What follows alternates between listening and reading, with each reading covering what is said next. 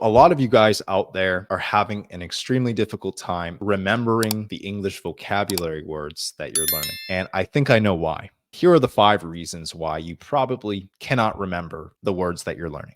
First reason, you're spending too much time learning words that are not even relevant to your lifestyle. They are words that you will never use. It's absolutely imperative. It's important that you learn words that are actually relevant and actually applicable to your lifestyle and the things that you do in your life. All right. If you work at a big corporation, you need to understand business words in English. If you work down in a coal mine, you need to understand terminology of a cave, things like on that nature. When you're learning words that aren't really relevant, it's always good to have in your passive vocabulary at the back of your head. These are words that you can understand, but you never use. However, the words in your active vocabulary are going to be far easier to remember. Everything that you listen to and everything that you read but never use, you may remember about 20% of that. Everything that you physically exercise and that you physically do and that you physically speak with your mouth, you'll remember about 80% of all of those words, if not more. You'll mostly remember the things that you do. You'll only remember a little bit of the things that you hear and the things that you read. Keep that in mind when you're learning vocabulary. The second reason why you cannot remember English vocabulary is because you're learning too fast or you're learning too slow. So what do I mean by that? If you're learning too fast, it means that you're trying to learn a level of English that you're not currently at, or you're not even close to achieving. If you're a beginner, you cannot begin learning English by learning advanced content or trying to listen to advanced conversation. You have to learn at your level, more or less. A big problem people have is that they try to consume English content where they cannot even understand greater than 50% of what is being said. If you cannot understand more than 50% of what's being said in a video in English, it's going to be not impossible, but extremely difficult to make progress that way. It's going to be very frustrating. You're going to have to look up every single word. It's not going to be fun. It's not going to be useful. It's quite frankly going to be a waste of your time. Personally, I recommend that you listen to media where you can understand at least 80% of what is being said, and then the other 20% can be words that you don't understand and that you learn. That's a good balance. But if you can't understand even close to 80% of what you're consuming, I think it's going to be extremely counterproductive.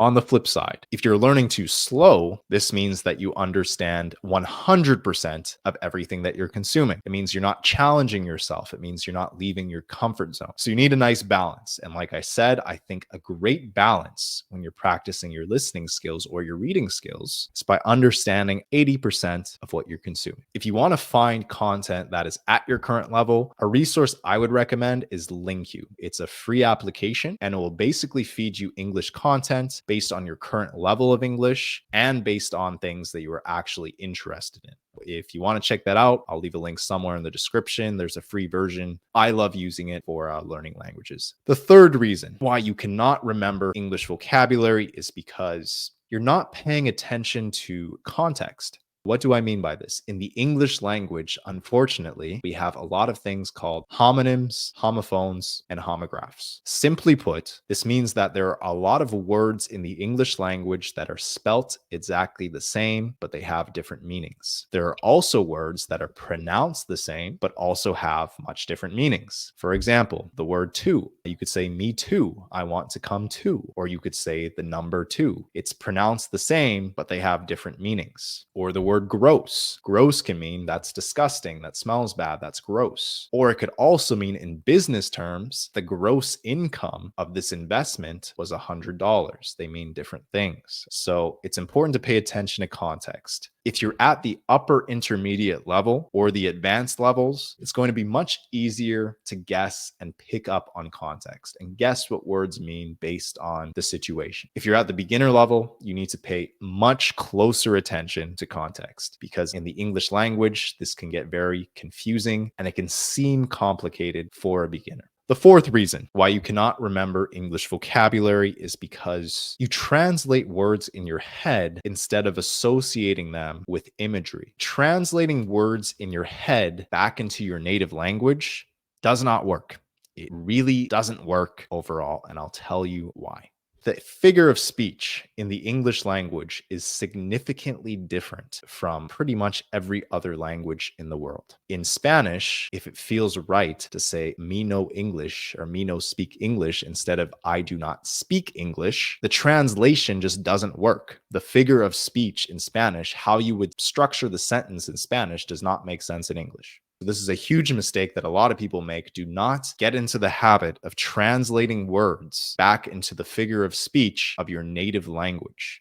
Stick with the figure of speech of the English language. Think in English. Try to think and move and do everything from an English person's point of view, not your native language. That's a huge thing that a lot of people get wrong. Instead, associate words with imagery. So if I want to think about a microphone, I'm going to think about this object here, a picture in my head of a microphone. I'm not going to translate it back into my native language. Same thing goes for hair, ears, nose, mouth, everything. Do not translate back into your native language. It does not work. It's going to trip you up. It's going to make you sound really awkward during a conversation. The fifth reason why you cannot memorize English vocabulary is because you read in your head and you listen in your head, but you never speak aloud. You absolutely need to speak aloud if you want to become a fluent English speaker. This is a mistake that I made when I had to learn the French language, and this is a mistake a lot of people make when they try to learn English. What ends up happening is they spend a lot of time consuming and listening to English media, reading English content, but then they actually forget to practice their speaking skills. They listen, they read the subtitles, they do it all in their head, and then they say, I can understand English very well, but I can't speak it. Why can't I speak it? You cannot speak English because you never practiced speaking English. It may have felt like you were immersing yourself in English when you were watching all those videos and reading all that content, but in actuality, you never practiced forming opinions, you never practiced expressing your thoughts physically with your mouth out loud, which ties into the first reason. You're actually going to remember most of the things that you physically do. Unfortunately, listening and reading will not have the same impact as actually speaking. So there you go. Those are 5 reasons why you most likely cannot memorize the English vocabulary words that you're learning. To summarize, reason number 1, you're spending too much time on irrelevant words. Reason number 2, you're learning too fast or too slow. Reason number 3, you're not paying attention to context. Reason number 4, you're imagining words as translations instead of images. And reason number 5, you read in your head, but you never speak aloud. Now, if you need any other help or guidance to learn the English language, I created a free English fluency guide, show you how to become fluent step by step, the resources that you can use. All of the resources that I recommend have free versions or free trials. So definitely check them out. If you want to download that English fluency guide, I'll leave it somewhere in the description below. And that is all for today. Until next time, peace.